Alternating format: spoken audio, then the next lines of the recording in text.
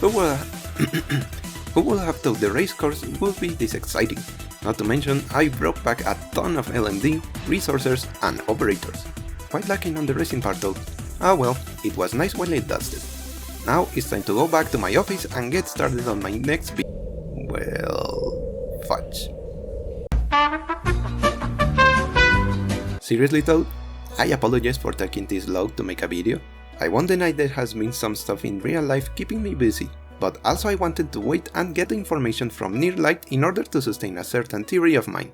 And while I did get the information and I will be able to make use of it, I ended up waiting a bit too much. So for now, and to not let you all waiting, I decided to go and make this video.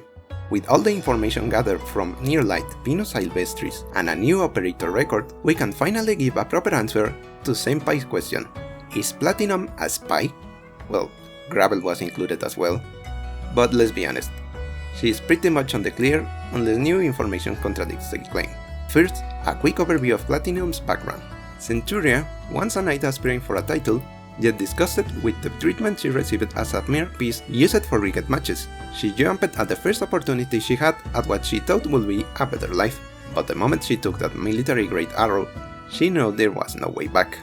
From there on, Centuria became a part of the feared Armorless Union, the infamous Night Killers. Under the direct tutelage of the previous Platinum, she learned how to perform a hit as well as how to organize different battalions and perform the tasks a Platinum would help to bear. Was it because her predecessor saw the potential in the young knight, or he knew his time was short, is anyone's guess. But the fact remains that ever since her introduction into the organization, the knight previously known as Centuria fell into obscurity, only to become the current incarnation of Platinum. As we saw in the Venus Silvestris event, not only was this even worse for her, as the work and responsibilities doubled, but also she had pretty much no freedom of her own, as a job could arrive at any given moment. Whenever she received a call, Platinum will have to answer and carry on said job. No questions to be asked, no time to waste, only orders to carry out. As a little tangent, I would like to point out how much of a polar opposite Platinum is of Gravel. The first is a long-range unit, the second is in your face.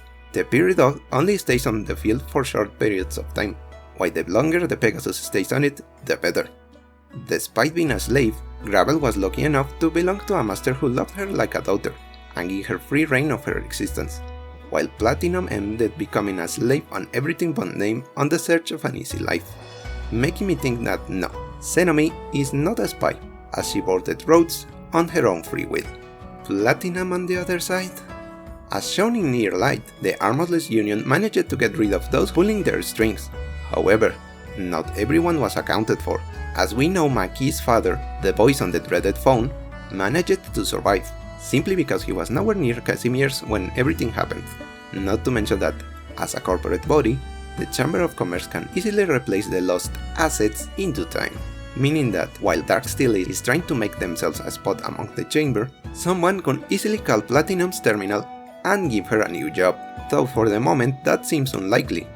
Since Nerl and her family are safe thanks to Mjolnir, yes, I looked up how to say his name, and Rhodes left Casimir's in good terms with every faction, thanks to the good old main character's charisma.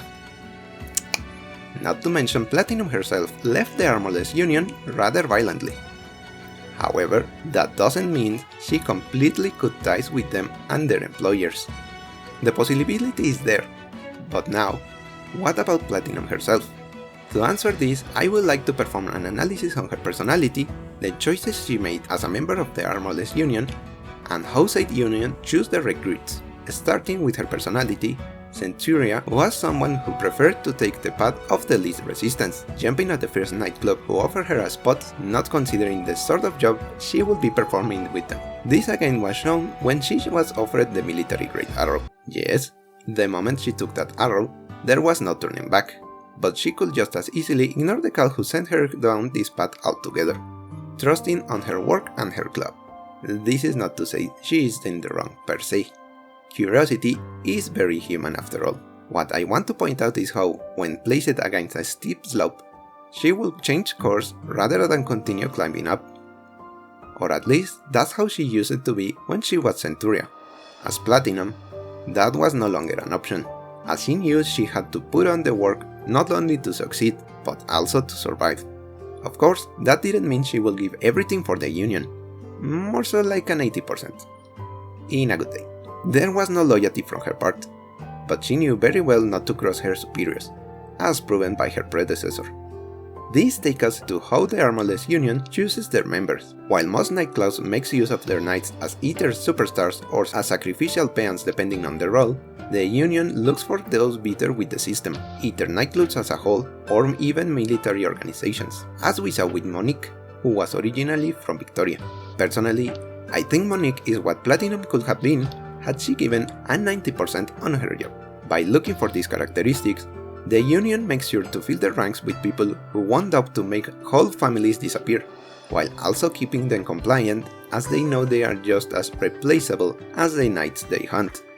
Their bitterness towards society makes them unable to look for a way out, as they are completely convinced such a corrupt system is nothing but the norm.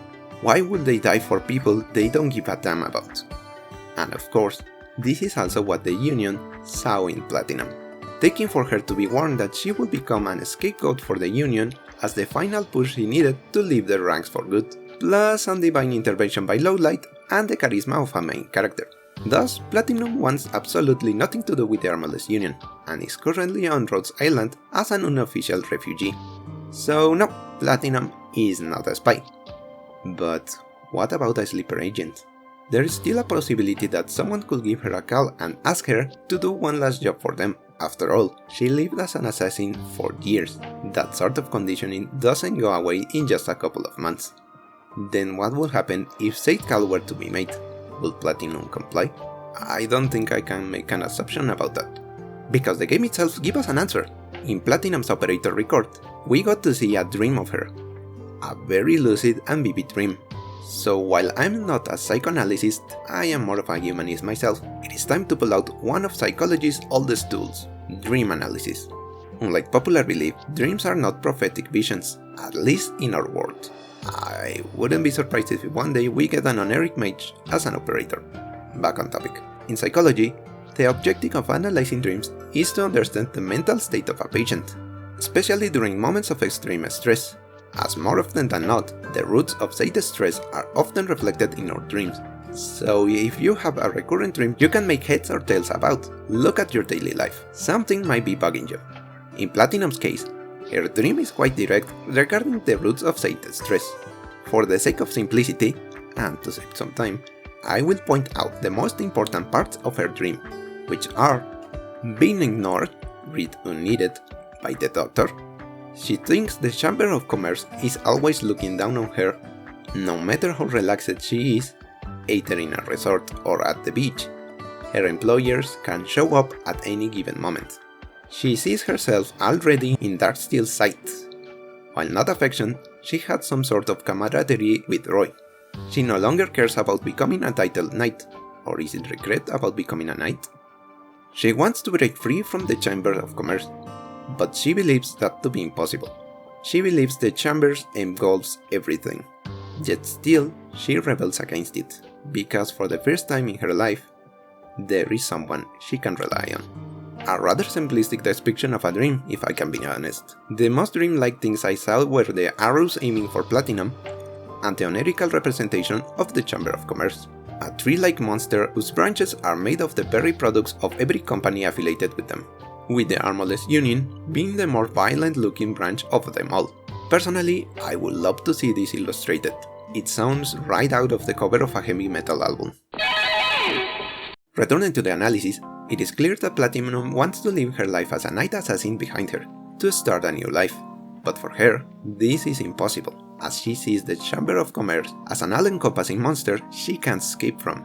If anything, she sees herself already as good as dead, with the Darksteel arrows literally hanging over her. Yet despite this, she remains determined on her choice, because there is someone she can rely on, for the very first time in who knows how long. So answering the question, for real this time. Is Platinum a spy? No. She left Casimir for a new life. Will she betray us? While she dreads the moment, she thinks the call will be inevitable. That is unavoidable in her eyes. However, and despite knowing it would be suicidal to go against her previous owners, she has already made up her mind. No, she will not betray Rose Island. Or at least, she will not betray the Doctor. She is putting her trust in them.